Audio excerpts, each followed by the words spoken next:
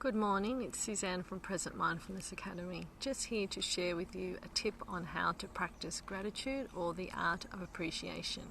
So the POET method stands for people, opportunities, experience and things. So let's begin. There's so much that I can appreciate in my life right now. I'm so grateful for the people, to my family and my friends and the extended people that I come across that make a difference. They teach me lessons and they bring me so much joy and abundance in my life.